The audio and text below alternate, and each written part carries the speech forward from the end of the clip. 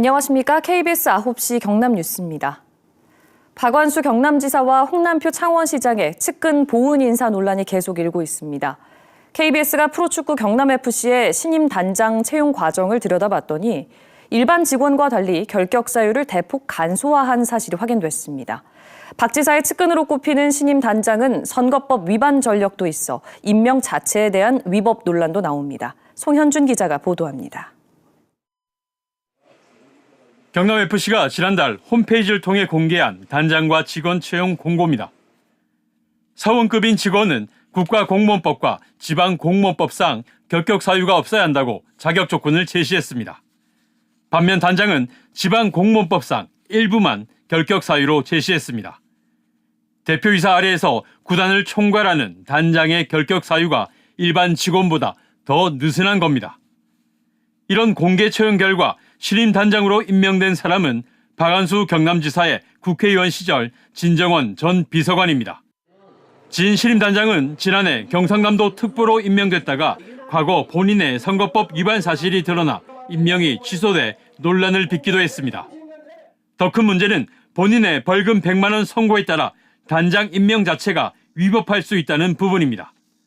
공직선거법은 100만 원 이상 벌금을 받은 이가 5년 동안 임원으로 공직에서 근무하는 것을 금지하는데 경남FC는 경상남도가 지분 58.9%를 보유한 공직 유관단체이기 때문입니다. 이에 대해 지현철 경남FC 대표이사는 단장은 임원이 아닌 평직원일 뿐이고 외부위원으로 단장을 공정하게 선발했다고 밝혔습니다. 하지만 프로축구계의 이야기는 다릅니다. 익명을 요구한 프로축구 고위 관계자는 대부분 프로축구단의 단장은 일반 직원처럼 정년을 보장받지 않고 성과에 따라 2, 3년 계약하는 임원이라고 밝혔습니다. 진정원 신임 단장은 본인이 운동선수 출신으로 체육 관련해 성과와 경험이 풍부하다며 단순히 측근 인사로 보는 것은 억울하다고 심경을 밝혔습니다. 박완수 지사가 매각까지도 고민하는 경남FC. 대표이사에 이어 새로 선임된 단장까지 전문성 논란을 빚고 있습니다. KBS 뉴스 송현준입니다. 창원문화재단 새 대표이사 후보도 홍남표 창원시장의 선거 캠프 출신입니다. 신임 대표이사 후보의 자기소개서와 직무수행 계획서를 분석해봤는데요. 문화 분야 전문성과는 거리가 멀다는 비판을 피할 수 없어 보입니다. 이어서 손원혁 기자입니다. 홍남표 창원시장 선거캠프 공동선대위원장을 지낸 조영파 창원문화재단 대표이사 후보자. KBS가 입수한 조영파 후보자의 자기소개서 2장에는 3.15 아트센터 건립에 기여했다는 내용 외에 문화예술 관련 내용이 없습니다. 대부분 행정가로서 본인의 공적을 강조했습니다. 직무수행 계획서도 문제입니다. 윤리경영 기반 조성, 레퍼토리 프로그램 개발, 지역문화예술 네트워크 구축 등이 올해 창원문화재단의 주요 업무계획에서 제시한 내용과 상당수 일치합니다. 업무계획의 본부별 전략 목표를 그대로 인용하는 등 직무계획서 실행계획 70% 이상이 문화재단이 작성한 것과 같습니다. 그 계획이 시장한테 보고가 다 됐는데 내가 그거 들어간다고 다른 거를 가지고 엄두소리 해서봐야 안 될 것 아이가. 창원시의회 더불어민주당 인사검증특별팀은 조용파 후보자의 사퇴를 촉구했습니다. 행정 전문가로서 창원 발전에 기여했지만 문화재단 대표는 전문성이 필요한 자리라는 이유입니다. 그분은 오랜 행정 경험의 전문가일 뿐이지 문화예술계의 어떤 그 독창제 분야의 그 전문성을 가진 인물은 아니다. 전문가들은 선거 캠프 출신 인사 기용의 핵심은 결국 전문성이라고 입을 모읍니다. 문화는 알고 경영을 전혀 못한다. 혹은 경영은 아는데 문화를 전혀 모른다. 이 두 가지는 다 이제 어쨌든 한계를 나타낼 수가 있겠죠. 그래도 문화에 대한 어떤 개념들을 좀 가지고 있고. 조영파 창원문화재단 대표이사의 자질과 도덕성 검증은 모레 창원시의회 인사청문회에서 다뤄질 예정입니다. KBS 뉴스 손원혁입니다. 남해안 일대에서 마약을 투약하거나 공급한 외국인 15명이 무더기로 경찰에 붙잡혔습니다. 이들은 현지인들이 주로 쓰는 SNS를 통해 마약을 거래했고 본국을 오가는 사람을 활용해 마약을 국내로 반입했습니다. 김민지 기자입니다. 해경 경비함정이 바지선 옆 소형 선박에 다가가고 선별 작업을 하던 외국인 노동자를 체포합니다. 동전 빨래방에 들이닥친 경찰은 저항하던 외국인을 붙잡습니다.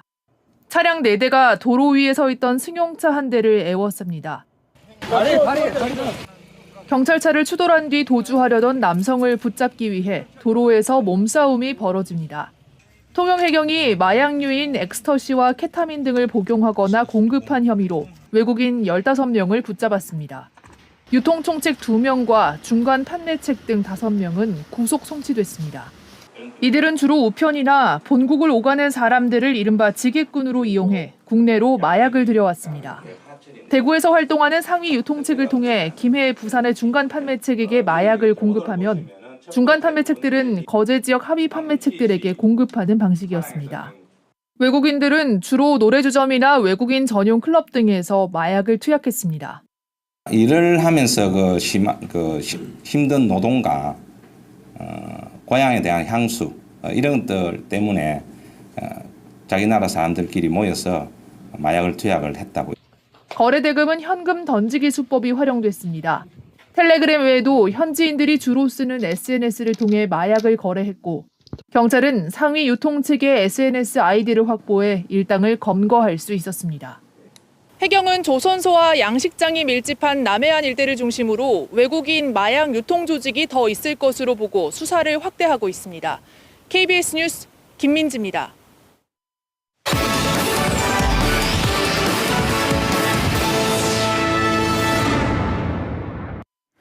민자고속도로에서 협력업체 소속 요금수납원은 원청이 직접 고용해야 한다는 대법원 판결이 나왔습니다.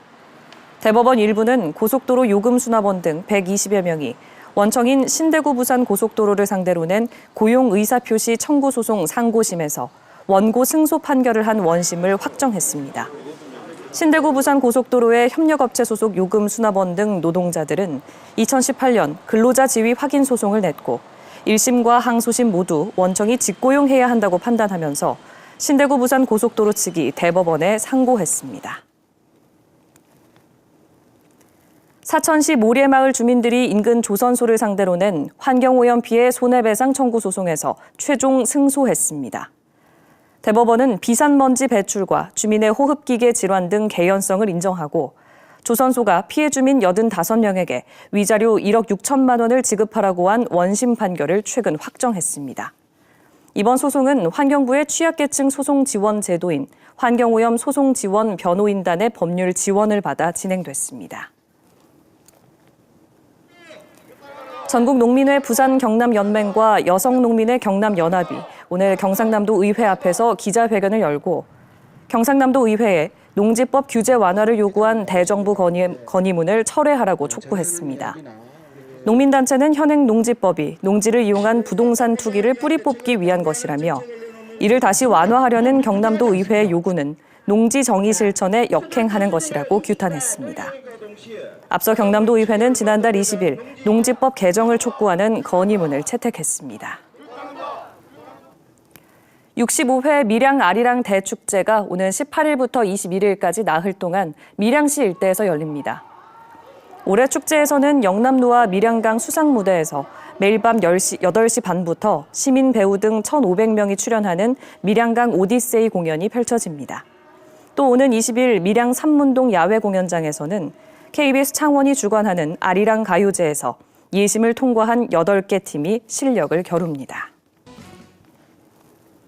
2023 토지문학제가 오는 5일부터 7일까지 사흘 동안 소설 토지의 무대인 하동군 악양면 평사리 최참판댁 일원에서 열립니다. 이번 문학제는 모레부터 다음 달 3일까지 열리는 하동 세계차 엑스포와 연계해 차와 문학을 주제로 한 특강과 차실 운영 등 다양한 행사가 마련됩니다. 토지문학제 운영위원회는 해마다 10월 토지문학제를 열었지만 올해는 하동 세계차 엑스포에 맞춰 행사를 앞당겼습니다. 지난달 20일 거제시의회 조례 심사 과정에서 외국인 노동자 폄하 발언으로 물리를 빚은 양태석 시의원이 오늘 공식 사과했습니다. 양 의원은 사과문을 통해 외국인 노동자와 이주민 등에게 마음의 상처를 드린 부분에 대해 진심으로 사과한다고 말했습니다. 양 의원은 지역 조선 산업을 걱정하는 표현 방식에 신중하지 못한 부분이 있었다고 해명했습니다. 지금까지